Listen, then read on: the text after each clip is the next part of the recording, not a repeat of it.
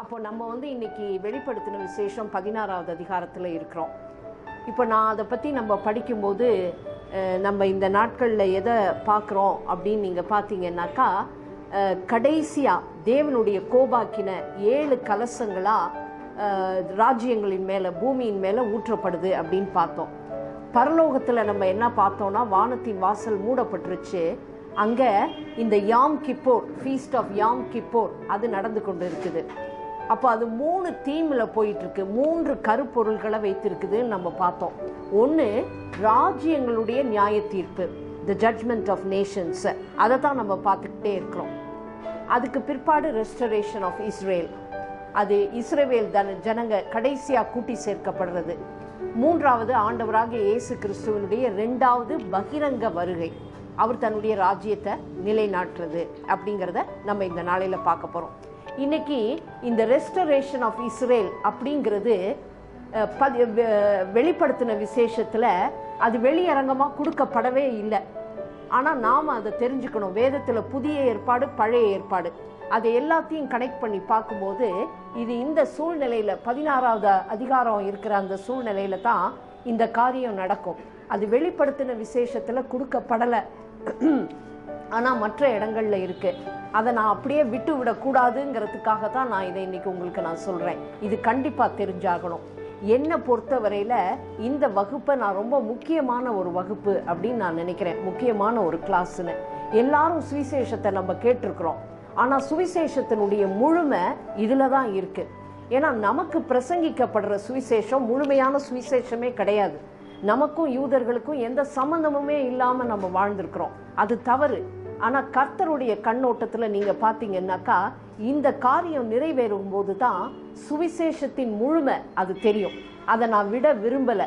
ஏன்னா வெளிப்படுத்தின விசேஷத்தை நம்ம எப்படி கூட சேர்த்து படிக்கணும் அப்படின்னு பார்த்தீங்கன்னா, நிறையா தீர்க்கதரிசிகள் கடைசி காலத்தை பற்றி சொல்லியிருக்கிறாங்க, எண்ட் டைம் ப்ராஃபிட்ஸ்.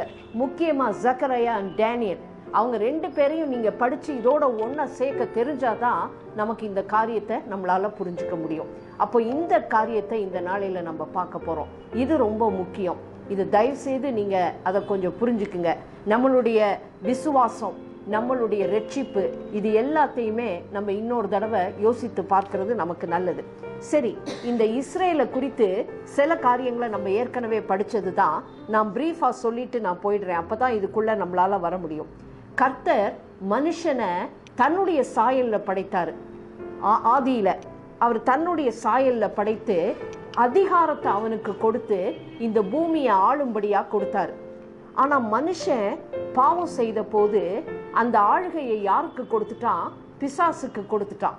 அந்த ஆளுகையை மாத்திரம் அவன் கொடுக்கல, தானே பிசாசுக்கு அடிமையாகி போயிட்டான். அப்போ பிசாசு என்ன நினைச்சான்? நான் விழுந்து போனப்ப கடவுள் எனக்கு ஒண்ணுமே செய்யல, அதுதான் எண்டுன்னு நினைச்சு என்னை எங்க தள்ளிட்டாரு? நரகத்துக்கு தள்ளினாரு. அப்போ மனுஷன் விழுந்து போயிட்டா அவனையும் அப்படிதான் தள்ளிடுவாரு. நான் தான் ஒரு நாளைக்கு பூமியை ஆளுவேன்னு பிசாசு நினைச்சுக்கிட்டு இருந்தது. ஆனா கர்த்தர் அப்படி செய்யவே இல்லை. நம்ம மேல வச்ச அநாதி பிரியத்தினால, கிருபையினால, இரக்கத்தினால பிசாசுக்கு அந்த முடிவு இருந்திருந்தாலும் மனுஷன் பாவம் செய்த போது கர்த்தர் அதை செய்யவே இல்லை. மாறா மனுஷனுக்கு ஒரு பெரிய வாக்குத்தத்தத்தை கொடுத்தாரு.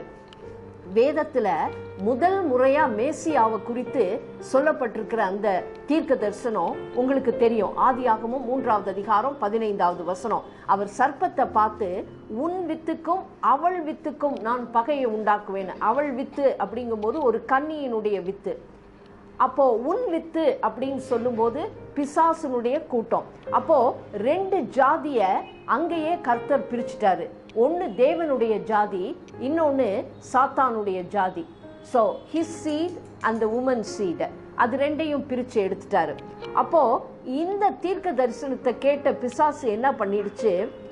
ஏதோ ஒரு மனுஷன் மூலமா இந்த வாக்குத்தத்தம் பண்ணப்பட்ட மேசியா வருவாருங்கிறத அது தெரிஞ்சோன மனுஷனுடைய ஆள் தத்துவத்தை அது மாற்ற விரும்புச்சு. அதனால தான் ஆதியாகமம் 6வது அதிகாரத்தில் நம்ம ஏற்கனவே வாசித்தோம். தேவ தூதர்கள் மனித ஸ்திரீகளோட ஒன்றாக கூடி அவங்களுடைய அந்த மரபு அணுக்களையே அவங்க மாத்திட்டாங்க. அப்போ பாதி மிருகமா, பாதி ஏஞ்சல்ஸாவும் பாதி மனுஷனாவும் இருந்தாங்க. அவங்கள நெஃபலீம் அல்லது ராட்சதர்கள் அப்படின்னு சொல்லி. அப்போ பிசாசோட நோக்கம் என்னன்னா, அந்த வர வேண்டிய மெஸ்ஸியா வரணும்னா ஒரு நல்ல மனித வழி வரணும். அது வராம விடத்தான் அவன் அதை தடை செய்தான். ஆனா கர்த்தர் அப்படி செய்யவே இல்லை. அதுக்கு மத்தியிலையும் கர்த்தர் என்ன பண்ணாரு, அந்த நாள் துவங்கி தனக்குன்னு ஒரு கூட்டம் ஜாதிய அவர் தேட பார்த்தாரு.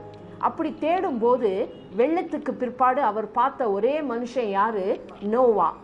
நோவா அந்த வெள்ளத்திலிருந்து, அந்த போட்டுல இருந்து வெளியில வந்ததுக்கு அப்புறம் நோவாவுக்கும் 3 பிள்ளைகள் இருந்தாங்க. அந்த பிள்ளைகள் திருமணமானவங்க. அவங்கள வைத்து இந்த உலகத்துல மறுபடியும் மனுஷனை அவர் உருவாக்குனாரு. ஆனா அதுலயும் எல்லாருமே நியாயமா இல்லை. எல்லாரும் மறுபடியும் பிசாசுனுடைய சோதனைக்கு போயிட்டாங்க. ஆனா கர்த்தர் ஒரு கூட்டத்தை தெரிந்து கொண்டாரு. நோவாவுடைய மகன் ஷெம்மோட வழியில வந்தது ஆபிரகாம், அவருடைய மகன் ஈசாக்கு, யாக்கோபோட 12 பிள்ளைகள். மொத்தத்துல அவங்க ஏறக்குறைய பிள்ளைகள், பேர பிள்ளைகள் எல்லாரும் சேர்ந்து ஒரு 70 பேர் தான் இருந்தாங்க. இந்த 70 பேரை வச்சு கர்த்தர் ஒரு தேசத்தை உருவாக்குனாரு. இந்த தேசம் எதுக்காக உருவாக்கப்பட்டது அப்படின்னா, இந்த மக்கள் தனக்குன்னு இருப்பாங்க அப்படிங்கிற நம்பிக்கையில. அப்போ இந்த மக்கள் கொஞ்ச நாள் எகிப்தில் அடிமையாகி திரும்பி அவங்கள சீனாய்க்கு கொண்டு வரும்போது கர்த்தர் ஒரு பெரிய காரியத்தை செய்தாரு. சீனாய் மலையின் அடிவாரத்துல வைத்து அவங்களோட இரத்தத்துல ஒரு உடன்படிக்கையை செய்து கொண்டாரு. அந்த உடன்படிக்கையை செய்த போது கர்த்தர் இந்த காரியத்தை சொன்னாரு. யாத்திராகமம் 19வது அதிகாரம் 6வது வசனம். யாத்திராகமம் 19வது அதிகாரம் 6வது வசனம். நீங்கள் எனக்கு ஆசாரியர் ராஜ்யமும் பரிசுத்த ஜாதியுமாய் இருப்பீர்கள் என்று நீ இஸ்ரவேல் புத்திரரோட சொல்ல வேண்டிய வார்த்தைகள் என்றார். நீங்க எனக்கு, you are a chosen generation, you are a holy people, you are a nation அப்படின்னு. இந்த தமிழ்ல ஜாதின்னு போட்டிருக்கு. அது 2ஆ டிரான்ஸ்லேட் பண்ணலாம். எத்னிசிட்டி அல்லது நேஷன். ஆங்கிலத்தில் நேஷன் போட்டிருக்கு. நீங்க எனக்காக தெரிந்து கொள்ளப்பட்ட ஒரு ராஜ்யம், ஒரு தேசம் அப்படின்னு. அப்போ கர்த்தர் இந்த யூத மக்கள் அப்ரஹாமனுடைய வம்சத்தை வைத்து அந்த நாளையில தனக்குன்னு ஒரு தேசத்தை தெரிந்து கொண்டு அதை இஸ்ரேல் தேசமாக்குனாரு. அப்போ அன்னைக்கு ஒரு பிரிவினை வந்தது. அதாவது இஸ்ரேல் தெரிந்து கொள்ளப்பட்ட மக்கள், மற்ற எல்லா தேசத்தாரும் புறஜாதியினர்னு சொல்லப்படுது, ஜென்டைல்ஸ் அப்படி இருந்தது. அதுக்கு பிற்பாடு இந்த மக்கள் அவர் என்ன பண்ணாருன்னா, தேர்ந்தெடுத்ததோட நிறுத்தாம அவங்களுக்கு தன்னுடைய காரியங்கள் எல்லாவற்றையும் அவங்களோட அவர் பகிர்ந்து கொண்டாரு. முக்கியமா ரோமருக்கு எழுதின நிருபம் 9வது அதிகாரம் 4-5 வசனத்தை நீங்க பார்க்கும்போது அங்க பவுல் தெளிவா எழுதுறாரு, ஒரு யூதனுக்கு என்னன்னா கொடுக்கப்பட்டிருந்ததுன்னு. அவனுக்கு புத்திர சுவிகாரம் கொடுக்கப்பட்டது, அவனுக்கு மகிமை கொடுக்கப்பட்டது, அவனுக்கு வாக்கு தத்தங்கள், உடன்படிக்கைகள், அவருக்கு தேவனுடைய நியாய பிரமாணம், தேவனுக்கு சேவை செய்கிற காரியம், வாக்கு தத்தம் எல்லாம் கொடுக்கப்பட்டிருந்தது. எல்லாவற்றுக்கும் மேலா மாமிசத்தின் வழியில இயேசு கிறிஸ்து ஒரு யூதனா தான் வந்து பிறந்தார். அதை நல்லா ஞாபகம் வச்சுக்கோங்க. ஆண்டவராக இயேசு கிறிஸ்து உலக பிரகாரமா ஒரு யூதனா வந்து பிறந்தார். அதனால இந்த ஜனங்களை தான் தெரிந்து கொண்டதோட நிறுத்தாம அவங்க கிட்ட தன்னுடைய இருதயத்தில் இருக்கிற எல்லா காரியத்தையும் கர்த்தர் அவங்களுக்கு தான் சொன்னாரு. அப்போ கர்த்தர் என்ன சொல்லிட்டாரு அப்படின்னு நீங்க பாத்தீங்கன்னா, இஸ்ரேலை அவர் தெரிந்து கொண்டதுனால அவர் மற்ற ஜனங்களை அவர் கை விட்டுல, அப்படி செய்யவே இல்லை. அவருக்கு அவங்க மேலேயும் எண்ணங்கள் இருந்தது. ஆனா இஸ்ரேலை தெரிந்து கொண்டதன் நோக்கம் என்ன? ஏசாயா தீர்க்கதரிசியின் புஸ்தகம் 43வது அதிகாரம் 10-11 வசனம். 10-11. நானே அவரென்று நீங்கள் உணர்ந்து என்னை அறிந்து விசுவாசிக்கும்படிக்கு நீங்களும் நான் தெரிந்து கொண்ட என் தாசனும் எனக்கு சாட்சிகளாய் இருப்பீர்கள் என்று கர்த்தர் சொல்கிறார். எனக்கு முன் ஏற்பட்ட தேவன் இல்லை, எனக்கு பின் இருப்பதும் இல்லை. நானே கர்த்தர், என்னை இல்லாமல் ரட்சகர் இல்லை. அப்போ யூத மக்களை தெரிந்து கொண்டதுக்கு காரணம் என்னன்னா, இந்த யூத மக்களுக்கு தன்னுடைய காரியங்களை கர்த்தர் வெளிப்படுத்தினாரு. ஆனா யூத மக்களுக்கு அவர் கொடுத்த ஒரு பெரிய ரெஸ்பான்சிபிலிட்டி, ஒரு வேலை என்னன்னா, நீங்க புறஜாதியினருக்கு நீங்க சாட்சியா இருக்கணும் அப்படின்னு சொல்லி சொன்னாரு. இன்னைக்கு நம்ம நிறைய பேர்கிட்ட கேட்டு பாருங்க, ரட்சிப்பின் சுவிசேஷம் என்ன அப்படின்னு, நான் பாவம் செஞ்சேன், இயேசு சிலுவையில் மரணமாகி என் பாவத்திலிருந்து விடுதலை கொடுத்தாரு, அது சுவிசேஷமே கிடையாது. நீங்க வாசிங்க கலாத்தியருக்கு எழுதின நிருபம் 3வது அதிகாரம் 8வது வசனம். அதுதான் உண்மையான சுவிசேஷம் சொல்லப்பட்டிருக்கு. வாசிங்க கலாத்தியர் 3:8.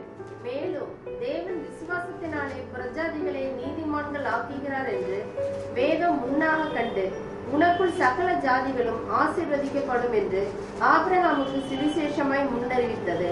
அப்போ ஒன்ன நான் தெரிந்து கொண்டேன், ஆபிரகாமின் வம்சத்தை நான் தெரிந்து கொண்டேன். நான் தெரிந்து கொண்டு ஓ மூலியமா மற்ற எல்லாரையும் நான் தெரிந்து கொள்வேன். இதுதான் சுவிசேஷம் அப்படின்னு சொல்லி அறிவிக்கப்பட்டிருக்கு. இந்த பகுதியை நான் கேள்வியே பட்டதில்லை சுவிசேஷ அறிவிப்புல. அதுதான் அங்க சொல்லப்பட்டிருக்கு. என்னன்னா, யூதர்கள் ஒரு காலகட்டத்தில் அவங்கள தெரிந்து கொண்டதன் நோக்கமே அவங்க புறஜாதியினருக்கு சாட்சியா இருப்பாங்க அப்படின்னு தான். கர்த்தர் புறஜாதியினரை கை விடல, அவங்களும் இந்த கூட்டத்தோட வரணும் அப்படிங்கிறது தான் அவங்களுடைய மிகப்பெரிய காரியமா இருந்தது. ஆனா இந்த யூத மக்கள் அவங்க 2 காரியத்துல ரொம்ப ஒரு நல்ல காரியங்கள் அவங்க செய்தாங்க. ஒண்ணு, கர்த்தர் அவங்களுக்கு கொடுத்த இந்த நியாயப்பிரமாணம், இந்த அவங்களுக்கு சொல்லி கொடுத்த கற்றுக் கொடுத்த அந்த கற்பனைகள் நியமங்கள் எல்லாத்தையும் அழகா அவங்க கட்டி வச்சாங்க. அவங்க மாத்திரம் அதை எழுதி ஒழுங்கா பிரிசர்வ் பண்ணாம இருந்திருந்தா இன்னைக்கு நம்ம கையில இந்த வேதம் இருக்காது. இவ்வளவு வருஷமா அவங்க வைத்து கொண்டு இருக்கிறாங்க. அடுத்தது, அவங்க தங்களுடைய அந்த வம்சம் கரைப்படாம தூய ஒரு வம்சமா காப்பாத்தி கொண்டு வந்தாங்க. அதனால தான் அந்த வம்சத்துல இயேசு வர முடிந்தது, மெசியா வர முடிந்தது. அப்போ யூத மக்களுக்கு நம்ம என்னைக்குமே தேங்க்ஃபுல்லா இருக்கணும் for the Bible and for Jesus. அவங்க மட்டும் அதை செய்யாம இருந்திருந்தாங்கன்னா நமக்கு அது 2மே கிடைச்சிருக்காது. நம்ம அவங்களுக்கு அதிகமா அதுக்காக நம்ம நன்றி சொல்லணும். ஆனா இவங்க ஒரு பெரிய தப்பு செஞ்சாங்க. நம்ம செய்யற அதே தப்பு தான். கர்த்தர் சொன்னாரு, உங்களை நான் தெரிந்து கொண்டதன் நோக்கமே நீங்க புறஜாதியினருக்கு சாட்சியா இருப்பீங்கன்னு தான். ஆனா அவங்க அப்படி இல்லை. அவங்க என்ன பண்ணாங்க, நாங்க நியாயப்பிரமாணத்தை கடைபிடிப்போம், நாங்க சனிக்கிழமை அவங்களுக்கு ஷபாத் டே அன்னைக்கு நாங்க ஒண்ணுமே செய்ய மாட்டோம், இந்த மாதிரி லாவை அவங்க கீப் அப் பண்ணாங்க. அதனால அவங்க மற்றவங்களை ரீச் பண்ணவே இல்லை. அவங்க மற்றவங்களை கொண்டு போய் அங்க மற்றவங்களுக்கு தேவனை குறித்து அவங்க சொல்லவே இல்லை. அப்படியே அவங்க இருந்துட்டாங்க, தாங்களே தங்களுக்குள்ளன்னு வச்சுட்டாங்க. அப்போ இந்த நியாயப்பிரமாணத்தின் நோக்கமே ஆண்டவராகிய இயேசு கிறிஸ்துங்கிறத அவங்க மறந்துட்டு போயிட்டாங்க. அவங்க அதை பார்க்கவே இல்லை. நியாயப்பிரமாணத்தை கை கொள்றதுல தான் அவங்க ரொம்ப ஜாக்கிரதையா இருந்தாங்களே ஒழிய நியாயப்பிரமாணத்தின் நோக்கம் ஆண்டவராகிய இயேசு கிறிஸ்துங்கிறது அதுக்கு அவங்களுக்கு தெரியல. ரோமர் 10:4 நம்ம படிக்கிறோம், Christ is the end of the law அப்படின்ட்டுன்னு. அப்படி அதுக்கு என்ன அர்த்தம்? நியாயப்பிரமாணத்தின் முடிவு ஆண்டவராகிய இயேசு கிறிஸ்து. நியாயப்பிரமாணம் யாரை காண்பிக்குது? ஆண்டவராகிய இயேசு கிறிஸ்துவை காண்பிக்குது. ஆனா அவங்க ஆண்டவராகிய இயேசு கிறிஸ்துவை பார்க்கவே இல்லை. அவங்கள பொறுத்தவரையில நாங்க சனிக்கிழமையில இது செய்யணும், ஜெப ஆலயத்துக்கு போகணும், இது அதுலதான் அவங்க முக்கியத்துவத்தை காட்டினாங்க. ரெண்டாவது அவங்க தங்களுடைய அந்த வம்சத்தை நல்ல ஜாக்கிரதையா காத்துக்கொள்ளணும்னு நினைச்சாங்க. ஆனா ஏன் காத்துக்கொள்ளணுங்கிறது அவங்களுக்கு தெரியவே இல்லை. காரணம், அவங்க காத்து கொண்டதன் நோக்கமே அந்த வழியில யார் வரணும்? மேசியா வரணும். அந்த நோக்கத்தை அவங்க மறந்து போயிட்டாங்க. இன்னைக்கு நீங்க எடுத்து பாருங்க, இதே தப்பதான் நம்ம செய்யறோம். கர்த்தர் என்ன சொன்னாரு? இன்னைக்கு நம்ம தான், சபையின் மக்கள் தான் மற்றவங்களுக்கு சாட்சியா இருக்கிறோம். ஆனா நம்ம அப்படி இல்லை. ஞாயிற்றுக்கிழமை நான் சர்ச்சுக்கு போனா போதும். அதுவும் எந்த இடத்துக்கு போனாலும் நீங்க பாருங்க, என் ஃப்ரெண்ட்ஸோட தான் நான் பேசுவேன். இங்க பைபிள் ஸ்டடியிலையும் நான் அப்படிதான் கவனிக்கிறேன். எனக்கு வேண்டியவங்க கூட தான் நான் பேசுவேன். மற்றவங்களை பார்த்து ஒரு ஹலோ அதெல்லாம் கிடையாது. நீங்க எப்படி இருக்கீங்க அந்த மாதிரி நம்ம கிடையாது. அப்புறம் எங்கிருந்து நம்ம புறஜாதிக்கு போறோம்? அவங்கள போய் புறஜாதின்னு நம்ம சொல்றோம். நீங்களும் நானும் சாட்சி சொல்லணும்னா யார் சொல்லுவா? யாருமே சொல்ல போறது இல்லை. அவங்க என்ன தப்பு செஞ்சாங்களோ அதை தான். They missed the Messiah and we saw the Messiah and we still don't give him to others. அதுதான் ஞாயிற்றுக்கிழமை சர்ச்சுக்கு போறதுக்கும், கொயருக்கு போறதுக்கும், பைபிள் ஸ்டடிக்கு போறதுக்கும் அதுக்கு இருக்கிற முக்கியம். எங்க மீட்டிங் போட்டாலும் முதல் லைன்ல போய் உட்காந்துருவோம். ஆனா அந்த கர்த்தரை மற்றவங்களுக்கு சொல்லி அவங்கள அங்க கொண்டு போகணும், அதை நம்ம செய்யறதே இல்லை. அவங்க செஞ்ச அதே தப்பை தான் நம்மளும் செஞ்சுக்கிட்டு இருக்கோம். அவங்க அப்படி செஞ்சதுனால தான் என்ன ஆச்சுனாக்கா, அவங்க தன்னுடைய நியாயப்பிரமாணத்தையும் காத்து கொண்டாங்க, தங்களுடைய வம்சத்தையும் காத்து கொண்டாங்க. ஆனா அந்த வம்சத்துல ஆண்டவராகிய இயேசு கிறிஸ்து வந்த போது அவங்களால அந்த இயேசு கிறிஸ்துவை கண்டு கொள்ள முடியல. யோவான் எழுதின நற்செய்தி 1 அதிகாரம் 10-11. யோவான் 1:10-11. அவர் உலகத்தில் இருந்தார், உலகம் அவர் மூலமாய் உண்டாயிற்று, உலகமோ அவரை அறியவில்லை. அவர் தமக்கு சொந்தமானதிலே வந்தார், அவருக்கு சொந்தமானவர்களோ அவரை ஏற்றுக்கொள்ளவில்லை. ஆமா, அவர் உலகத்துக்கு வந்தாரு. இந்த உலகத்தை படைச்சவரே அவரு தான். ஆனா உலகத்துக்கு அவரை ஐடென்டிஃபை பண்ண தெரியல. அவர் யூதனா வந்தாரு, யூத மக்கள் அவரை ஐடென்டிஃபை பண்ணல. அப்படிதான் நான் நினைக்கிறேன். இன்னைக்கு நம்ம மத்தியில கர்த்தர் கிரியை செய்தாலும் கூட நம்ம இயேசுவை பார்க்கறதே கிடையாது, மனுஷனை தான் நம்ம பார்க்கிறோம். அவருக்கு அந்த ஐடென்டிட்டி நம்மளை விட்டு போயிடுச்சு. ஏன்னா நம்ம என்னைக்குமே நம்மளுடைய பெருமை எதுல இருக்கு? ஏன் சர்ச்சு, ஏன் டினாமினேஷன், கிறிஸ்தவங்க மத்தியில ஏன் ஜாதி, ஏன் பாஸ்டர், ஏன் லீடர், அதுல தான் நமக்கு முக்கியத்துவம் இருக்கு. ஆனா கர்த்தர் மேல இல்லை. அதனால தான் கர்த்தரை நமக்கு ஐடென்டிஃபை பண்ண தெரியல. நமக்கு தெரியலன்னா நம்ம எப்படி இந்த உலகத்துக்கு கொடுக்க முடியும்? அதைத்தான் அவங்க செஞ்சுட்டாங்க, அந்த தப்பை அவங்க செஞ்சாங்க. ஆனா ஆண்டவராகிய இயேசு கிறிஸ்து இந்த உலகத்துக்கு வந்தபோது அவர் போதித்தாரு, அநேக அற்புதங்களை செய்தாரு, எல்லாமே செய்தாரு. ஆனா அவ்வளவு தூரம் செய்தும் கூட அந்த யூத மக்கள் அவரை கடைசி வரைக்கும் மேசையாங்கிறத பெரும்பாலானோர் அறிந்து கொள்ளவே இல்லை. அதனால தன்னுடைய ஊழியத்தின் கடைசியில ஆண்டவராகிய இயேசு கிறிஸ்து ஒரு பெரிய வார்னிங்க, ஒரு எச்சரிக்கையை கொடுத்தாரு. வாசிங்க, மத்தேயு எழுதின சுவிசேஷம் 21 அதிகாரம் 43 வசனம். மத்தேயு 21:43. ஆகையால் தேவனுடைய ராஜ்யம் உங்களிடத்தில் இருந்து நீக்கப்பட்டு அதற்கேற்ற கனிகளை தருகிற ஜனங்களுக்கு கொடுக்கப்படும். அந்த இடத்துல ஜனங்கள்னு சொல்றது ஆங்கிலத்துல நேஷன் இருக்கு. இப்போ இஸ்ரேல் ஒரு தேசம், யூதர்கள் ஒரு நேஷன். கர்த்தர் சொல்றாரு, நான் இவ்வளவு தூரம் வந்தோம், நீங்க என்ன கண்டுபிடிக்கவே இல்லை. அதனால நான் என்ன பண்ண போறேன், இந்த சுவிசேஷத்தை, இந்த தேவனின் ராஜ்யத்தை உங்ககிட்ட இருந்து எடுத்து இன்னொரு நேஷனுக்கு நான் கொடுக்க போறேன். I am going to give it to another nation அப்படின்னு. அந்த நேஷன் யாரு? 1 பேதுரு 2:9. மறுபடியும் அங்க நேஷன் வரணும். 1 பேதுரு 2:9. நீங்களோ உங்களை அந்தகாரத்தில் நின்று தம்முடைய ஆச்சரியமான ஒளியினிடத்திற்கு வரவழைத்தவருடைய புண்ணியங்களை அறிவிக்கும்படிக்கு தெரிந்து கொள்ளப்பட்ட சந்ததியாயும் ராஜரிகமான ஆசாரிய கூட்டமாயும் பரிசுத்த ஜாதியாயும் அவருக்கு சொந்தமான ஜனமுமாய் இருக்கிறீர்கள். அப்போ யூதர்கள் எப்படி ஒரு நேஷன், ஹோலி நேஷன் அப்படின்னு இருந்தாங்களோ, search is a nation. Search is a nation. நீங்க இந்தியாவில் இருக்கலாம், அமெரிக்காவில் இருக்கலாம், எங்க வேணாலும் இருக்கலாம். ஆனா ஆண்டவராகிய இயேசு கிறிஸ்துவை ஏற்றுக்கொண்டதுக்கு பிற்பாடு நம்ம ஒரே நேஷன் ஆயிடுறோம், ஹோலி நேஷன். அதனால அந்த மக்கள் ஏற்றுக்கொள்ளாததுனால கர்த்தர் வார்ன் பண்ணாரு, இதை எடுத்து நான் யாருக்கு கொடுத்துருவேன்? சபைக்கு கொடுத்துருவேன். I will give it to the search அப்படின்னு. அதனால தான் கிங்டம் ஆஃப் காட் நமக்கு வந்தது. நம்ம சுவிசேஷத்தை கேட்டோம். கடைசியா இயேசு கிறிஸ்து சிலுவைக்கு போகும்போது as a nation, ஒரு ஜாதியா, ஒரு நாடா அவங்க இயேசுவை ரிஜெக்ட் பண்ணிட்டாங்க. யோவான் 19 அதிகாரம் 14-15. யோவான் 19:14-15.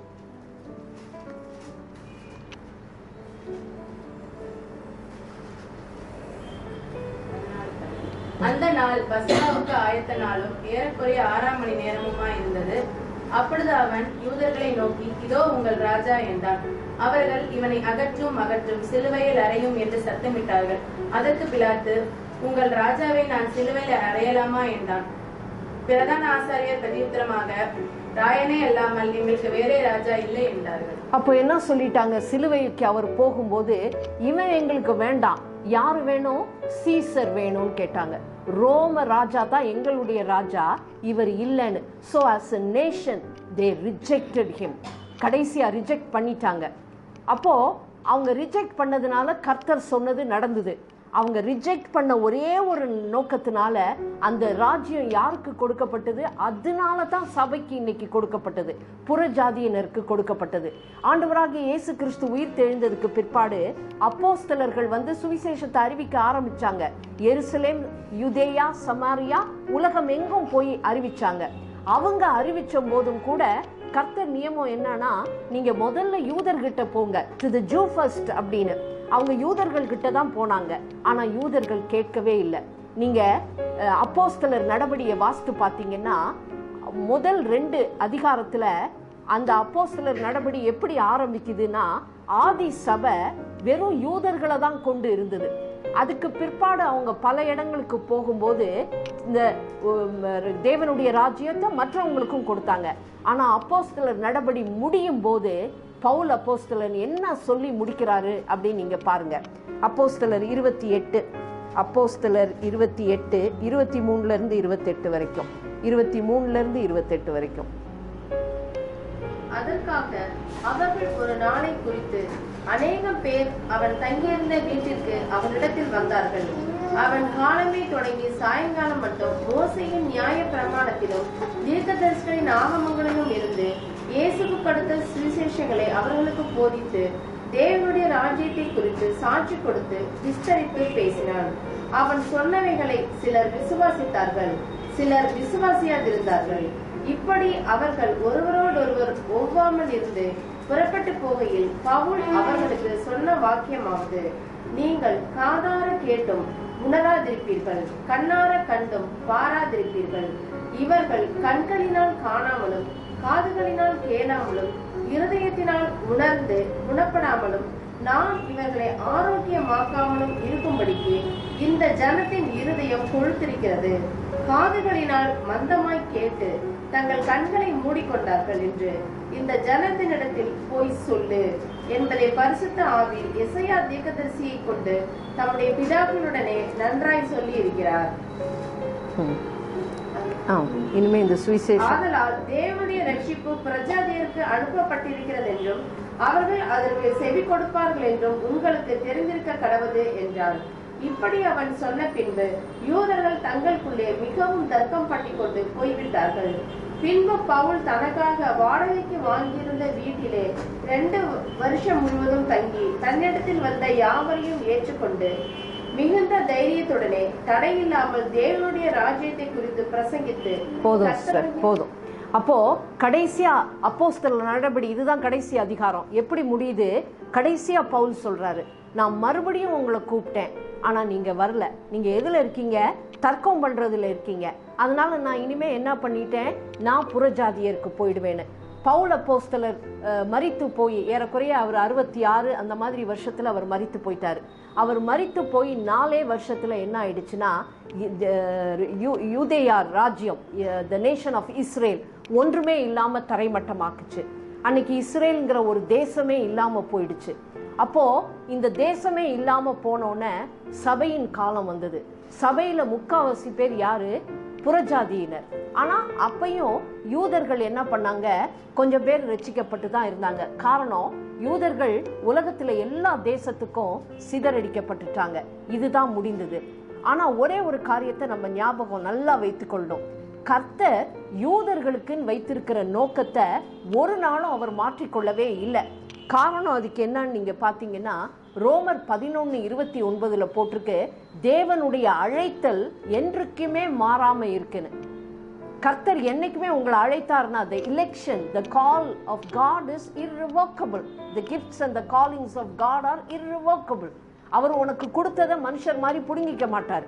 அதனால அவங்க யூதருக்குன்னு ஒரு அழைப்பை வைத்திருக்கிறாரு. அதை எப்படி இருந்தாலும் அதை நடத்தி முடிக்க அவருக்கு தெரியும். 2வது, நாம என்னைக்குமே ஒரே ஒரு காரியம் நம்ம மனசுல வச்சுக்கணும், கர்த்தர் யூதர்களை ரிஜெக்ட் பண்ணவே இல்லைன்னு. இந்த காரியத்தை புரிந்து கொள்ளாம main line denominational churches, Anglican, Lutheran, Roman Catholics, இவங்க எல்லாருமே 2 புதிய டாக்டரினை கொண்டு வந்திருக்கிறாங்க. ஒன்று ரீப்ளேஸ்மெண்ட் தியாலஜி. ரீப்ளேஸ்மெண்ட் தியாலஜி அது மிகுந்த கொடூரமானது. அவங்க என்ன சொல்லிட்டாங்க, கர்த்தர் இஸ்ரவேல் ஜனங்களோட முடிஞ்சு போயிடுச்சு அவருக்கு. அவங்கள அப்படியே அவர் ரிஜெக்ட் பண்ணிட்டாரு. அதனால யாரு இப்போ இஸ்ரேல் தெரிந்து கொள்ளப்பட்ட மக்கள்ங்கிற அந்த அந்தஸ்தை யாருக்கு கொடுத்துட்டாரு? சபைக்கு கொடுத்துட்டாருன்னு. கர்த்தர் அப்படி செய்யவே கிடையாது. வேதத்தை நல்லா வாசித்து பாருங்க. That is a wrong and erroneous doctrine. அது கிடையாது. அது கர்த்தருக்கு விரோதமானது. மெயின் லைன் சர்ச்சஸ் எல்லாருமே அதுல இருக்கிறாங்க, ஆல் ஸ்காலர்ஸ். அதனால நீங்க ஜாக்கிரதையா இருங்க. 2வது, இன்னொன்று ஒரு ரொம்ப பாப்புலர் டாக்டரின் என்னன்னா கிறிஸ்டியன் பாலஸ்டீனியனிசம். கிறிஸ்டியன் பாலஸ்டீனியனிசம். நமக்கு தெரியும் ஆண்டவராகிய இயேசு கிறிஸ்து ஆபிரகாமின் வழியில வந்த யூதர்னு தெரியும். ஆனா இன்னைக்கு அவங்க சொல்லிக்கிட்டு இருக்காங்க, இன்க்ளூடிங் த போப். அவங்க என்ன சொல்றாங்க, ஆண்டவராகிய இயேசு கிறிஸ்து பாலஸ்டீனியன்ஸ், அவங்க வழியில வந்தவர் அப்படின்னு. கிடையாது, அவங்க வேதத்தை படிக்கலையான்னு நமக்கு தெரியல. such doctrines are the doctrines of demons. அதனால mainline churches they are anti-Semitic. அதனால நீங்க ரொம்ப ஜாக்கிரதையா இருங்க. கர்த்தர் என்னைக்குமே யூதர்களை கைவிடல. அதைத்தான் இன்னைக்கு நம்ம பார்க்கிறோம். அது தெரியாத வரைக்கும் நம்மளுடைய சுவிசேஷம் சரியான சுவிசேஷம் இல்லை. அப்போ ரோமருக்கு எழுதின நிருபம் 11வது அதிகாரம் நீங்க வீட்டில் போய் தெளிவா வாசிங்க. எனக்கு அப்போ அவ்வளவு நேரம் இல்லை, சில காரியங்களை மட்டும் நான் சொல்றேன். கர்த்தர் இந்த அதிகாரத்தை பவுல் மூலியமா நமக்காக தான் எழுதி வைத்திருக்கிறாரு. அதுக்கு காரணம் என்ன அப்படின்னாக்கா, இந்த சபையின் மக்கள் புறஜாதியினர் என்ன நினைக்கிறாங்க, அவங்களுக்கு ரொம்ப பெருமை. இந்த யூதர் வேண்டான்ட்டாங்க, நாங்க விசுவாசத்துல இருக்கோம், அதனால தான் எங்களுக்கு கிடைச்சதுன்னு. இல்லவே இல்லை, அப்படி இல்லை. அவங்க தங்களுடைய கண்களை குருட ஆக்கிக்கிட்டதுனால தான் இலவசமா நமக்கு வந்தது. அவங்க மட்டும் ஆண்டவராகிய இயேசு கிறிஸ்துவின் சுவிசேஷத்தை எடுத்திருந்தாக்கா நமக்கு வேற வழியில தான் கர்த்தர் எதையாவது ஒண்ணு செய்திருப்பாரு. அவங்க தவறுனதுனால தான் நமக்கு வந்ததே ஒழிய நமக்கு பெருமை பாராட்ட ஒன்றுமே இல்லை. கர்த்தர் ஒரு காரியத்தை நமக்கு சொல்றாரு. இந்த இஸ்ரேல் தேசமா இருக்கிறதுக்கு ஒரு பெரிய இமேஜரி, அதுக்குன்னு ஒரு விளக்கம் கொடுக்கணும் அப்படின்னா வேதத்துல அது ஒரு ஒலிவ மரத்துக்கு தான் சொல்லப்பட்டிருக்கு. ஆலிவ் ட்ரீ அப்படிங்கிற வார்த்தை என்னைக்காவது வந்ததுன்னா அது இஸ்ரேல் ஆஸ் எ நேஷன், ஒரு நாடா அதை குறிக்கப்பட்டிருக்குங்கிறத நீங்க நல்லா புரிஞ்சுக்கணும். இந்த ரோமருக்கு எழுதின நிருபம் 11வது அதிகாரத்துல பவுல் ரொம்ப அழகா சொல்றாரு. ஒலிவ மரத்தை எடுத்துக்கிட்டு அவர் என்ன சொல்றாரு, ஒலிவ மரத்துல நல்ல இது ரொம்ப பல வருடங்கள் நிலைத்து நிற்கக்கூடிய ஒரு மரம். இந்த மரத்துல ரொம்ப இலாபரேட்டா வேர்கள் இருந்தது, தி ரூட் சிஸ்டம். அந்த வேறு யாரு, அப்ரஹாம், ஈசாக்கு, யாக்கோபு, அந்த சந்ததியிலிருந்து வந்தவங்க தான் அது. அதுல இருந்து ஒரு மரம் கிளம்பி நல்லா துளிர் விட்டு வளர்ந்துகிட்டு இருந்தது. அது வளர்ந்து வரும்போது ஆண்டவராகிய இயேசு கிறிஸ்துங்கிற ஒரு துளிரை அது கொடுத்தது உலகத்துக்கு. ஆனா இந்த மக்கள் என்ன பண்ணிட்டாங்க, அவரை ஏற்றுக்கொள்ளவே இல்லை. அவரை ஏற்றுக்கொள்ளாம அவங்க இருந்த உடனே அவங்க என்ன பண்ணிட்டாங்க, கர்த்தர் என்ன பண்ணிட்டாரு, அந்த விசுவாசம் இல்லாத அந்த கிளைகளை உடைச்சிட்டு அவரு காட்டு ஒலிவ மரத்திலிருந்து ஒரு குச்சியை எடுத்து அதுல ஒட்டு வச்சுட்டாருன்னு. ஆனா இன்னைக்குமே இஸ்ரேல்ல ஒரு வழக்கம் இருக்கு. ஒலிவ கன்றுகளை வைத்து அது வளர்ந்து கனி கொடுக்கணும்னு பார்ப்பாங்க. சில ஒலிவ கன்றுகள் என்ன பண்ணும், கனி கொடுக்கவே கொடுக்காது. அந்த மாதிரி சூழ்நிலையில அவங்க என்ன பண்ணுவாங்க, இது ஜாதி ஒலிவ மரம், அது கனி கொடுக்கலன்னா காட்டு ஒலிவ மரத்திலிருந்து ஒரு குச்சியை எடுத்து ஒட்டு கிராஃப்ட் பண்ணிடுவாங்க. அந்த காட்டு ஒலிவ மரத்தின் அந்த கிளைக்கு ஓலியேஸ்டர் அப்படின்னு பேரு, ஓலியேஸ்டர் அப்படின்னு பேரு. அந்த ஓலியேஸ்டரை இதோட சேர்ந்து ஒன்னா இணைச்சிட்டாங்க அப்படின்னு சொன்னாக்கா அது என்ன பண்ணிடும், உடனே கனி கொடுக்க ஆரம்பிச்சிடும். இது இன்னும் நடந்துகிட்டு இருக்கு இஸ்ரேல்ல. அப்ப கர்த்தர் என்ன சொல்றாரு, இந்த ஓமையை தான் பவுல் சொல்றாரு. இந்த இஸ்ரேலுங்கிற ஒலிவ மரம் அவிசுவாசங்கிற நோக்கத்தினால அவங்க கனி கொடுக்கவே இல்லை. அதனால கர்த்தர் என்ன பண்ணாரு, புறஜாதிங்கிற காட்டு ஒலிவ மரத்திலிருந்து கிளைகளை எடுத்து அவர் என்ன பண்ணாரு, ஒட்ட ஆரம்பிச்சாரு. நாள் ஒன்று வரும், அன்னைக்கு இந்த ஜாதி ஒலிவ மரமும் என்ன பண்ணும், அது கனி கொடுக்கும். அதனால நான் அவங்கள குறித்து என் நோக்கத்தை நான் விடவே இல்லை அப்படிங்கறத தான் கர்த்தர் அந்த அதிகாரத்துல சொல்லி இருக்கிறாரு. அப்போ அவர் அந்த காரியத்தை சொல்லும் போது நான் 2 காரியத்தை நான் யோசித்து பார்த்தேன். இன்னைக்கு நம்மளுடைய வாழ்க்கையில கிறிஸ்தவங்க அப்படின்னு நம்ம சொல்றோம். ஆனா நமக்கு அறிவிக்கப்பட்ட சுவிசேஷம் யூதர்களை அடிப்படையா வைத்த சுவிசேஷம் கிடையாது. we don't see it from a Hebraic point of view. அந்த ஒலிவ மரம் அது எப்படி இருந்தாலும் சரி, அந்த ஒலிவ மரத்தை தாங்கி இருக்கிற வேர்கள் யாரு, அப்ரஹாம், ஈசாக்கு, யாக்கோபு. அது யூதர்களுடைய வழியிலிருந்து தான் வந்தது. நீங்க ஒருவேளை ஒட்ட வச்ச ஓலியஸ்டரா இருக்கலாம், ஆனா நீங்க இன்னைக்கு ஜீவனோட இருக்கிறதுக்கு காரணம் இந்த வேர் தான். இந்த வேர்ல இருந்து தான் உங்களுக்கு நரிஷ்மெண்டே கிடைக்குது. ஆனா நமக்கு அதை பத்தி தெரியல. அந்த யூதருடைய பின்னணியத்துல வேதத்தை நம்ம படிச்சுக்காததுனால நம்மளுடைய வாழ்க்கையில எல்லா ஏரியாவிலையுமே நம்ம குறைவுபடுறோம். நமக்கு திருமணத்தின் அடிப்படை என்னங்கிறது நமக்கு தெரியவே இல்லை. காரணம், நமக்கு ஹெப்ரேயிக் ரூட்ஸ் கிடையாது. எந்தெந்த பட்டணத்துல எந்தெந்த நாட்டில் இருக்கிறோமோ அந்த கல்ச்சர்ல இருக்கிறோம். That is why marriage is failing. நம்ம ஃபைனான்ஸை எப்படி நடத்தணும்னு தெரியல. அதுக்கு காரணம், வேதத்துல யூதர்களுக்கு தெரியும் அவங்க தான் ரிச்சஸ்ட் பீப்புள். அதைத்தான் கர்த்தர் நமக்கு தரணும்னு இருக்கிறாரு. நம்ம அப்படி வேதம் நமக்கு கற்றுக் கொடுக்கப்படலை. So we fail. We fail in parenting, we fail in jobs, we fail in business miserably. அதனால மறுபடியும் நம்ம எங்க போகணும்? You should go to the Hebraic roots. கர்த்தர் இந்த காரியங்களை மறுபடியும் உயிர்ப்பித்து கொண்டு இருக்கிறார், உயிர்ப்பித்து கொண்டிருக்கா. என்னுடைய வாழ்க்கையில நான் இதை பார்க்குறேன். அப்போ இந்த காரியங்களை நீங்க புரிஞ்சுக்கிட்டீங்கன்னா வேதம் வாசிக்கிறது உங்களுக்கு டல்லாவே இருக்காது. It will be exciting. அதை தான் நம்ம தெரிஞ்சுக்கணும். அப்போ கர்த்தர் கொடுத்த வாக்குத்தத்தம் என்ன அப்படின்னு நீங்க பார்த்தீங்கன்னா, ரோமருக்கு எழுதின நிருபம் 11வது அதிகாரம் 25, தமிழ் பைபிள்ல 26 சேர்த்து வாசிங்க. மேலும் சகோதரரே, நீங்கள் உங்களையே புத்திமான்கள் என்று எண்ணாதபடிக்கு ஒரு ரகசியத்தை நீங்கள் அறிய வேண்டும் என்று இருக்கிறேன். அதென்னவெனில், புறஜாதியாருடைய நிறைவு உண்டாகும் வரைக்கும் இஸ்ரவேலரில் ஒரு பங்குக்கு கடினமான மனதுண்டாக இருக்கும். இந்த பிரகாரம் இஸ்ரவேல் எல்லாரும் ரட்சிக்கப்படுவார்கள். மீட்கிறவர் சியோனிலிருந்து வந்து அவபக்தியை யாக்கோபை விட்டு விலக்குவார் என்றும், நான் அவர்களுடைய பாவங்களை நீக்கும் போது இதுவே நான் அவர்களுடனே செய்யும் உடன்படிக்கை என்றும் எழுதியிருக்கிறது. அப்போ கர்த்தர் என்ன சொல்றாரு? அந்த இடத்துல ஒரு டேர்ம் வருது, அதை நீங்க நல்லா தெரிஞ்சுக்குங்க. புறஜாதியினாருடைய முழுமைன்னு போட்டுருக்கு, the fullness of the Gentiles. கர்த்தர் புறஜாதியினர் எல்லாருமே தேவனை நோக்கி வரணும். எவ்வளோ பேர் ரட்சிக்கப்படுவாங்கன்றது கர்த்தருக்கு தெரியும். அந்த நம்பர் வர வரைக்கும் இஸ்ரேல்ல ஒரு கூட்டத்தார் எப்படிதான் இருப்பாங்க? இப்படி கடின இருதயத்தோட தான் இருப்பாங்க. ஆனா அவங்களுடைய முழுமை வந்துருச்சுனாக்கா எல்லா இஸ்ரேலும் ரட்சிக்கப்படும்னு சொல்லப்பட்டிருக்கு. அப்போ அந்த ரெண்டு தியரி, அந்த ரெண்டு நியூ டாக்டரின்ஸும் ராங். ரீப்ளேஸ்மெண்ட் தியாலஜியும் ராங், அந்த கிறிஸ்டியன் பாலஸ்டீனியனிசம் அதுவும் ராங். அது கிடையாது. கர்த்தர் சொல்றாரு, நான் என் நோக்கத்தை விடவே இல்லை, நான் வைத்திருக்கிறேன், கண்டிப்பா அவங்கள வைத்திருக்கிறேன், அவங்கள எப்படி மறுபடியும் கொண்டு வரணுங்கிறது எனக்கு தெரியும் அப்படின்னு சொல்லியிருக்கிறாரு. அதனால நாம அவங்களுக்கு எதிராக எந்த காரியத்திலையும் ஈடுபடக்கூடாது. நீங்க பாத்தீங்கன்னா, என்னைக்கு இந்த தேசம் அழிக்கப்பட்டதோ, 70வது வருஷத்துல அழிக்கப்பட்டதோ, அதுக்கப்புறம் சபையின் காலம் ஆரம்பிச்சிருச்சு. ஏறக்குறைய 2000 வருஷம் சபையின் காலங்கள் இருக்கு. இந்த சபையில தேசங்கள் எங்கும் முக்கியமா புறஜாதியினர் தான் சபையில அங்கத்தினரா இருக்காங்க. அதுக்காக யூதர்கள் ரட்சிக்கவே படலைன்னு நம்ம சொல்ல முடியாது. 1-2 யூத மக்கள் ரட்சிக்கப்பட்டுக்கிட்டே தான் இருந்தாங்க இந்த 2000 வருஷத்துலயும். ஆனா 1948வது வருஷம், ஏறக்குறைய 2000 வருஷத்துக்கு பிற்பாடு, இஸ்ரேல் மறுபடியும் தேசம் ஆனதுக்கு பிற்பாடு அவங்க தேசத்துல ஒரு பெரிய எழுப்புதல் உருவாகிருச்சு. கர்த்தர் சொன்னாரு, அவங்களுக்கு விசுவாசம் இல்லாததுனால அந்த ஜாதி ஒலிவ மர கிளைகளை நான் உடைச்சு போட்டேன். நீங்க வழக்கத்துக்கு மாறா காட்டு ஒலிவ மர கிளைகளா இருந்தாலும் உங்களை நான் சேர்த்துக்கிட்டேன். ஆனா அவங்க தங்களுடைய அவிசுவாசத்தை விட்டாங்கன்னா நான் மறுபடியும் இதுல சேர்த்துருவேன்னு சொல்லியிருக்கிறாரு. இன்னைக்கு அநேகர் ஏற்றுக்கொண்டுகிட்டே தான் இருக்கிறாங்க கர்த்தரை. இப்போ அந்த நம்பர் என்ன ஆகுது? அதிகமாகுது.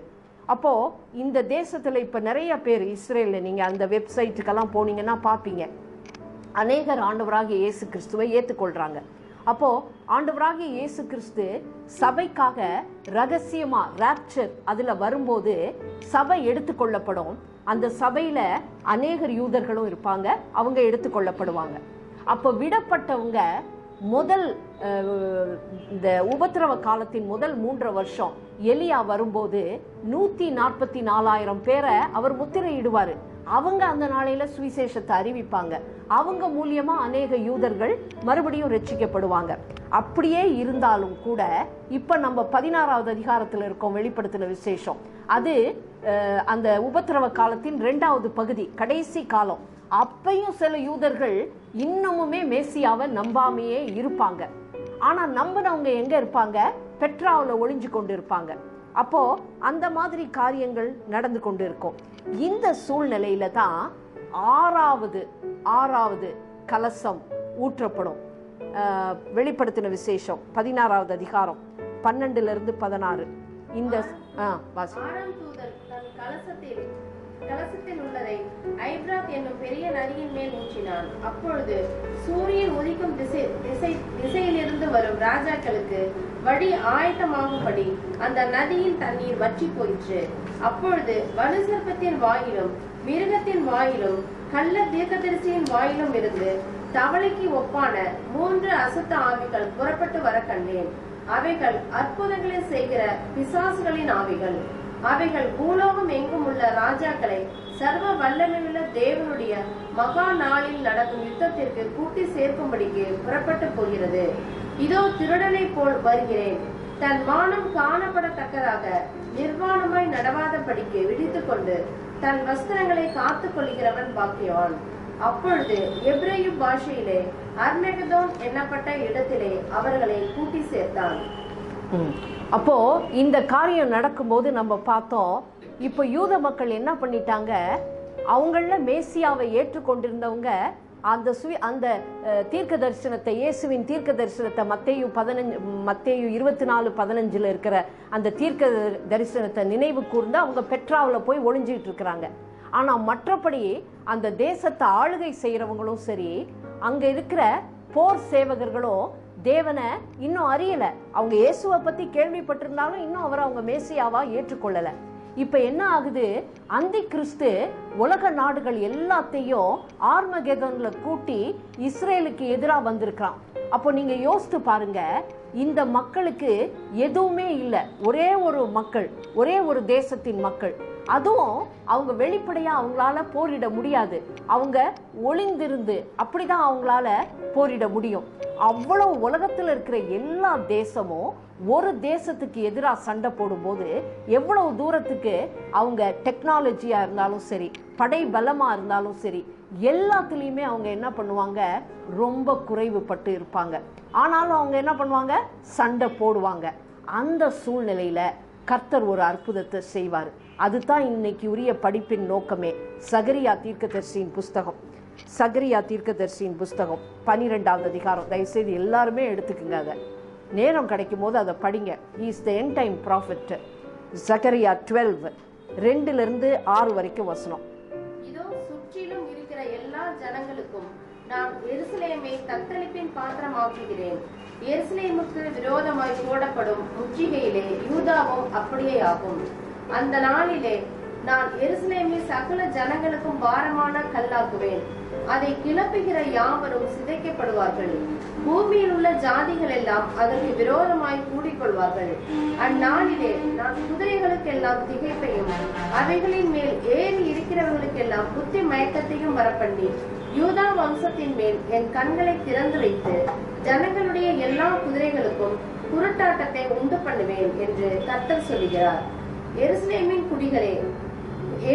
குடிகள் சேனைகளின் கர்த்தராகிய தங்கள் தேவனுடைய துணையினால் எங்களுக்கு பலனானவர்கள் என்று அப்போது யூதாவின் தலைவர் தங்கள் இருதயத்திலே சொல்லுவார்கள். அந்நாளிலே யூதாவின் தலைவரை விறகுகளுக்குள்ளே எரிகிற அக்கினி அடுப்புக்கும் வைக்கோல் கட்டுகளுக்குள்ளே எரிகிற தீவட்டிக்கும் ஒப்பாக்குவேன். அவர்கள் வலதுபுறமும் இடதுபுறமுமாக புறப்பட்டு சுற்றிலும் இருக்கிற எல்லா ஜனங்களையும் பட்சிப்பார்கள். எருசலேம் திரும்பவும் தன் ஸ்தானமாகிய எருசலேமிலே குடியேற்றப்பட்டிருக்கும். அப்போ கர்த்தர் என்ன சொல்றாரு, அந்தி கிறிஸ்துவும் அவனுடைய ஆட்களும் இவங்களுக்கு எதிராக சண்டை போடும்போது இந்த யூத மக்கள் ரொம்ப குறைவுபட்டு இருந்தாலும் அவங்க சண்டை போடுவாங்க. யூத மக்கள் கிட்ட எப்போதுமே அவங்க கிட்ட ஒரு குணம் உண்டு, அவங்க சரணடையவே மாட்டாங்க. சாம்சன் என்ன பண்ணாப்ல, தான் சாகறதுக்கு முன்னாடி எல்லாரையும் அழிச்சிட்டாவது நானும் அழிஞ்சிருவேனே ஒழிய ஒரு நாளும் நான் எனிமிக்கு நான் சரண்டர் பண்ண மாட்டேன்னு அதே எண்ணங்கள் இன்ன வரைக்கும் அவங்களுக்கு இருக்கு. கடைசியா அவங்க அப்படித்தான் சண்டை போடுவாங்க. ஆனா அவங்க சண்டை போட்டுக்கிட்டு இருக்கும்போது இவங்க யாருமே இன்னும் இயேசுவை மேசியாவா ஏற்றுக்கொள்ளவே இல்லை. அவங்க அந்த சண்டையில நிற்கும் போது திடீர்னு பார்த்தாக்கா பக்கத்துல இருக்க அத்தனை நாடுகள், இவங்களுக்கு எதிராக வந்த அத்தனை பேருக்கு முன்பா இவங்களுக்கு ஒரு பெரிய வெற்றி கிடைக்கும். அந்த வெற்றியை பார்க்கும்போது அன்னைக்கு அவங்க என்ன நினைப்பாங்க, நிச்சயமா இது கர்த்தர் மட்டும்தான் அப்படிங்கிறத அவங்க மனசுல வரும். அன்னைக்கு அவங்க என்ன சொல்லுவாங்க, தங்க மனசுல சொல்லிக்குவாங்களாம், இந்த சூப்பர் நேச்சுரல் விக்டரி எங்களுக்கு தேவனால வந்தது அப்படின்னு. எருசலேமின் தலைவர்கள் அல்லது யூதாவின் தலைவர்கள்னு போட்டிருக்கு, ஆங்கிலத்துல கவர்னர்னு போட்டிருக்கு. ஆனா எபிரேய வார்த்தை எலூஃப். எலூஃப்னா லெப்டினன்ட் கமாண்டர்ஸ்.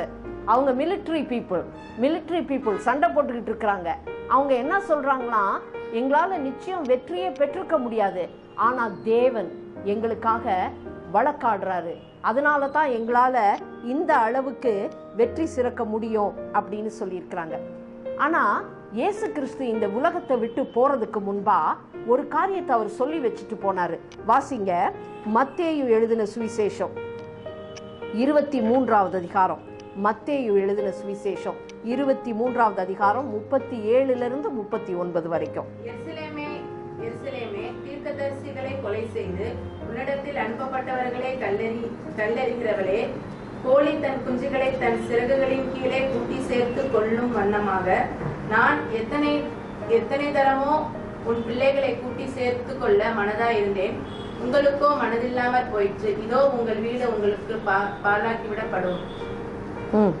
39 வரைக்கும். கர்த்தருடைய நாமத்தினாலே வருகிறவர் ஸ்தோத்தரிக்கப்பட்டவர் என்று நீங்கள் சொல்லும் அளவும் இது முதல் என்னை காணாதிருப்பீர்கள் என்று உங்களுக்கு சொல்லுகிறேன் என்றார். கர்த்தர் தனக்குத்தானே ஒரு காரியத்தை சொல்லி வச்சுட்டு போயிருக்கிறாரு. அவர் யூதர்களை பார்த்து சிலுவைக்கு போறதுக்கு முன்பா கடைசியா சொல்லிட்டு போறாரு, கோழி தன் குஞ்சுகளை சேர்த்து கொள்றது போல பல தடவை நான் உங்களை கூப்பிட்டு பார்த்தேன், நீங்க வரவே இல்லை. ஆனா இப்ப நான் உலகத்தை விட்டு கடந்து போறேன். ஆனா நீங்க வாயை திறந்து தேவனின் நாமத்தினால வருகிறவர் ஆசீர்வதிக்கப்பட்டவர்னு என்னை கூப்பிட்டாதான் நான் திரும்பி வருவேன், அப்படி இல்லைன்னா நான் திரும்பி வரவே மாட்டேன்னு. நீங்க ஒரு காரியத்தை நல்லா நம்ம எல்லாருமே நம்ம ஞாபகம் வச்சுக்கணும். கர்த்தர் சபைக்காக அவருடைய ரகசிய வருகை நமக்காக இருக்கும். ஆனா அவர் யூதருக்காக பகிரங்கமா வரப்போற வருகை எதை சார்ந்து இருக்குதுன்னா, யூதர்கள் வாயை திறந்து இயேசுவே வாரும்னு கூப்பிட்டாதான் அவர் வருவார், அப்படி இல்லைன்னா அவர் வரமாட்டாரு. அப்போ இந்த 6வது கலசம் ஊற்றப்படும் போது அவங்க மிகுந்த உபத்திரவத்தின் நிமித்தம் மத்தியில சகரியா 12வது அதிகாரத்துல இருக்கிற சண்டை நடக்கும். அந்த சண்டையில அவங்களுக்கு இருக்கிற வெற்றியை பார்த்தோன்னா அவங்களுடைய கண்கள் திறக்கப்படும். அப்ப அவங்க என்ன பண்ணுவாங்க, ஆண்டவராகிய இயேசு கிறிஸ்துவை நோக்கி கூப்பிடுவாங்க. கூப்பிடும் போது அவர் என்ன பண்ணுவாரு, கண்டிப்பா வருவார். அந்த நேரத்துல அவர் வருவார், கண்டிப்பா வருவார். அவங்க கூப்பிட்டோன்னே அவர் வரும்போது அவங்க என்ன பண்ணாங்க, அன்னைக்கு அவர் சிலுவைக்கு போனும்போது ஒரு தேசமா எழும்பி நின்று, எங்களுக்கு இவன் வேண்டாம், பரபாஸ் வேணும்னு கேட்டாங்க. we don't want him அப்படின்னு. ஆனா இன்னைக்கு தேசமா எழும்பி, வேதத்துல போட்டிருக்கு, they will be governors, leaders, political leaders.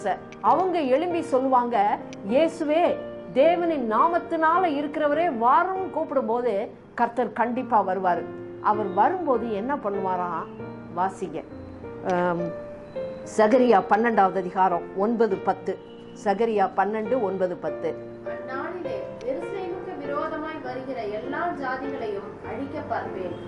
நான் தாவீது குடும்பத்தாரின் மேலும் எருசலேம் குடிகளின் மேலும் கிருபையின் ஆவியையும் விண்ணப்பங்களின் ஆவியையும் ஊற்றுவேன். அப்பொழுது அவர்கள் தாங்கள் குத்தின என்னை நோக்கி பார்த்து, ஒருவன் தன் ஒரே பேரானவனுக்காக புலம்புகிறது போல எனக்காக புலம்பி, ஒருவன் தன் தலசன் பிள்ளைக்காக துக்கிக்கிறது போல எனக்காக மனக்கசந்து துக்கிப்பார்கள்.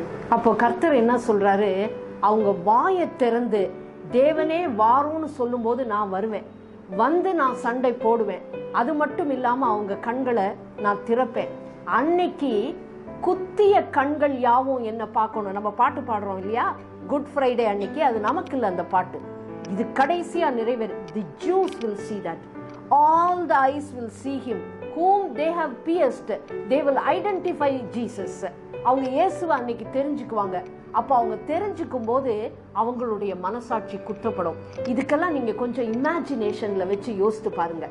தலைவர்கள் எல்லாருமா சேர்ந்து நீர்தான் இயேசு, நீர்தான் மேசியா அப்படின்னு சொல்லும் போது கர்த்தர் என்ன பண்ணுவாரு, தன்னுடைய கைகளையும் தன்னுடைய விழாவையும் அவங்களுக்கு காண்பும் போது அவங்களுக்கு தெரியும், ஐயோ நம்ம குத்துன அதே இயேசு கிறிஸ்து இவர் தான் மேசியாவா வந்தாரு, நம்ம பார்க்காம நம்ம போயிட்டோம் அப்படின்னுட்டு.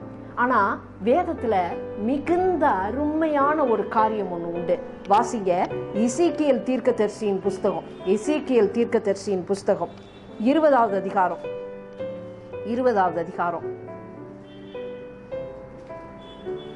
35-36. உங்களை ஜனசதரங்களின் வனாந்திரத்திலே கொண்டு போய் அங்கே உங்களுடனே முகமுகமாய் வழக்காடுவேன்.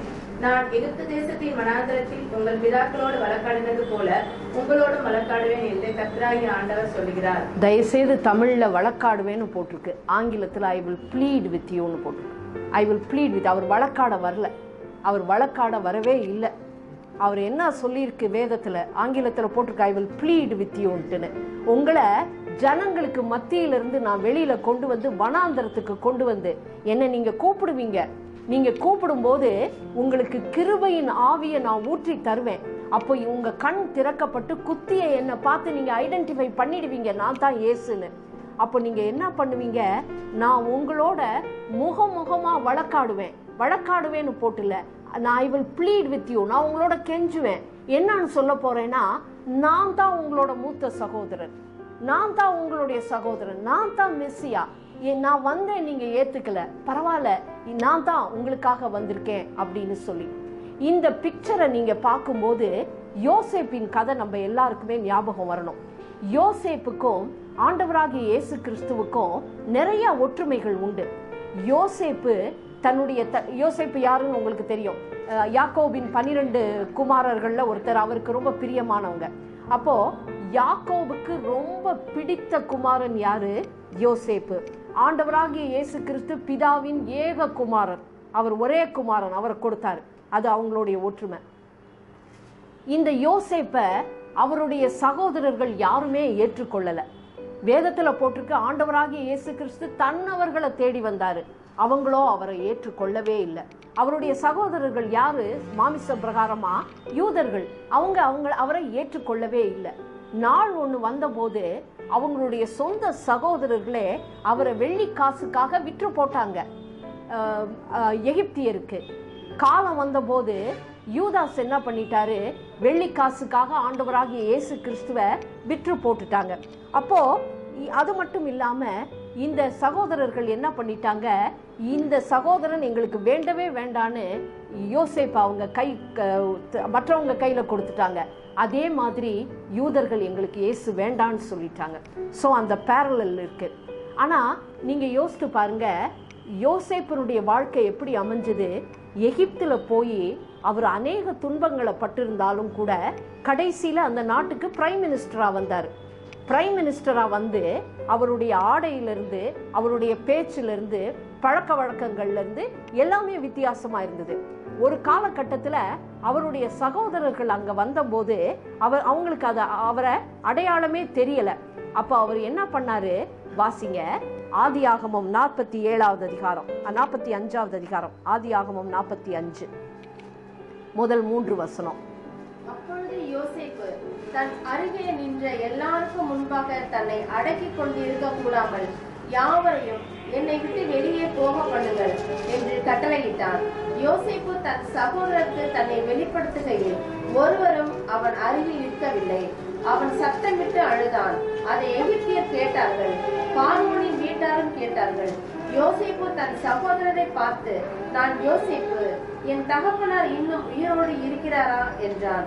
அவனுடைய சகோதரர் அவனுக்கு முன்பாக கலக்கமுற்றிருந்ததால் அவனுக்கு உத்தரவு சொல்ல கூடாமல் இருந்தார்கள். போதும் சிஸ்டர்.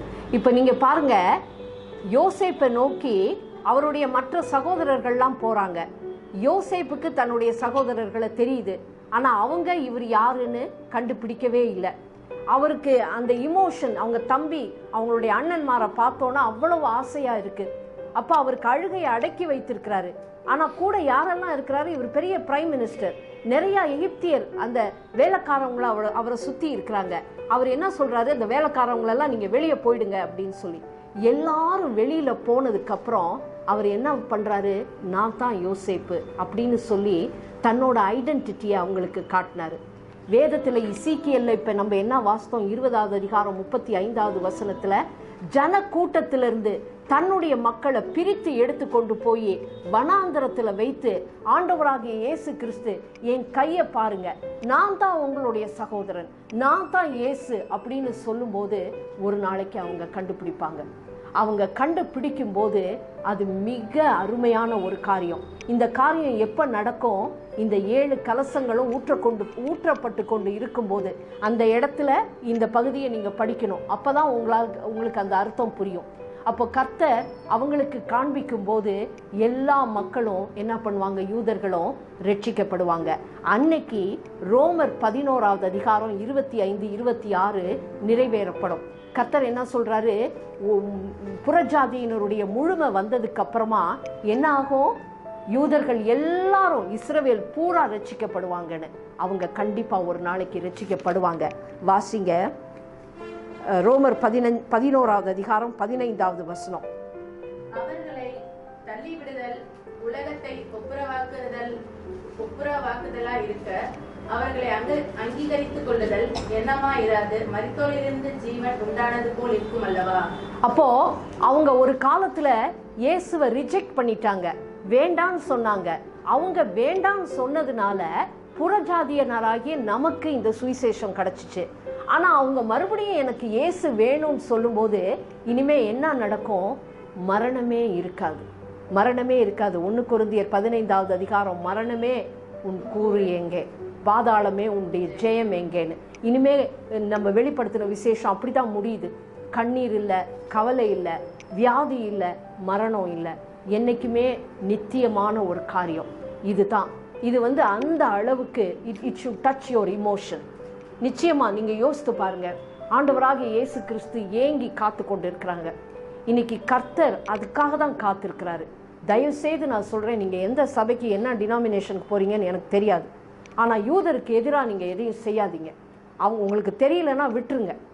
கர்த்தர் அவங்களுக்கு, ஏன்னா அபிரகாமுக்கு கொடுத்த வாக்கு தத்துவம் அதுதான். உன்னை ஆசீர்வதிக்கிறவனை நான் ஆசீர்வதிப்பேன், உன்னை சபிக்கிறவனை நான் சபிப்பேன்னு கர்த்தர் சொல்லியிருக்கிறாரு. அது கண்டிப்பா நடைபெறும். அதனால நம்ம அதுல ஈடுபடக்கூடாது. மாறா யூதர்களுக்காக நீங்க ஜெபம் பண்ணுங்க.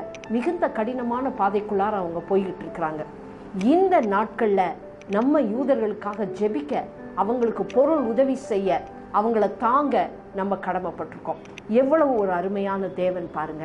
இது தாங்க சுவிசேஷம். கலாத்தியர் 3:8 சொல்லப்பட்டிருக்கு பாத்தீங்களா? அதுதான் சுவிசேஷம். The good news is for everybody. It's for everyone. கர்த்தர் புறஜாதியரையும் யூதரையும் ஒன்னா சேர்க்கும் போது அது பெரிய மகிமை. அன்னைக்கு அது நடக்கும். இந்த சண்டைக்கு மத்தியில ஆண்டவராகிய இயேசு கிறிஸ்து இதை செய்வார். அதுக்காக நம்மளும் பார்த்து காத்திருப்போம். யூதர்களுக்காக ஜெபம் பண்ணுங்க. நம்ம தொடர்ந்து ஜெபம் பண்ணுவோம். கர்த்தாவே, இந்த நல்ல வேலைக்காக உம்மை நாங்கள் நன்றியோடு துதிக்கிறோம், உம்மை நாங்கள் ஸ்தோத்திரிக்கிறோம். நீர் எவ்வளவு அருமையான அன்புள்ள இரக்கங்கள் உள்ள தேவன்கிறத நாங்கள் தெரிந்து கொண்டோம் சுவாமி. உம்முடைய இரக்கங்களின் நிமித்தமா இம்மட்டும் நிர்மூலமாகாம நாங்க இருக்கிறோம். ரட்சிப்பு எங்களுடைய நன்மையினால வரவே இல்லை. எவ்வளவோ நல்லவங்க இருக்கும்போது நீர் எங்களை தெரிந்து கொண்டீர். ஆனா இந்த நாட்கள்ல நாங்க பெருமை பாராட்டாம அல்லது அந்த ரட்சிப்பை குறித்து நாங்க இன்டிஃபரண்டா நிர்விசாரமா இல்லாதபடிக்கு ஒவ்வொரு நாளும் அதுக்காக உம்மை நோக்கி நாங்க நன்றி சொல்ல நீர் எங்களுக்கு உதவி செய்தரணும். ஒருவேளை நீர் எங்களை உமக்கு சாட்சியா நீர் வைத்திருக்கிற அந்த காரியத்துல நாங்க எல்லாருமே தவறு பண்ணிட்டோம். நாங்க ஒருத்தர் கூட நாங்க செய்ய வேண்டியதை செய்யல. நாங்க சபைக்கு போறதுலயும் மற்ற காரியங்கள்லயும் தான் இன்ட்ரெஸ்டடா இருக்கிறோம். வெளியில இருக்கிற ஒருத்தருக்கு கூட நாங்க உம்மை பத்தி சொல்றது இல்லை. நாங்க அந்த தவறை செய்யாதபடிக்கு இன்னும் இருக்கிற நாட்கள்ல நாங்க எங்களுக்கு அறிமுகமானவங்களை நாங்க பார்க்கிறவங்களுக்கு உம்மை பற்றி சொல்ல நீர் எங்களுக்கு உதவி செய்தரணும். இந்த நாளையில நாங்க எல்லாருமா ஒருமனப்பட்டு யூதர்களுக்காக ஜெபிக்க நீர் எங்களுக்கு உதவி செய்தரணும். நாங்க அதிக அளவுல அவங்களுக்கு கடமைப்பட்டிருக்கோம். எங்க கையில வைத்திருக்கிற விதவிதமான பைபிள், அந்த ஆண்டவராகிய இயேசு கிறிஸ்துவின் நாமம், இது எல்லாமே அவங்களால எங்களுக்கு கொடுக்கப்பட்டது. அவங்களுக்கு நாங்க எந்த கைமாறும் செய்ய முடியாது. அதுக்கு மாறா அவங்களுக்காக நாங்க ஜெபிக்க, அவங்கள நாங்க தாங்க நீர் எங்களுக்கு உதவி செய்தரணும். எங்களை எல்லாரையும் உடைய சமூகத்துல நாங்க தாழ்த்தி ஒப்பு கொடுக்கிறோம். இயேசுவின் நாமத்துல நாங்க ஜெபிக்கிறோம் பிதாவே, ஆமென்.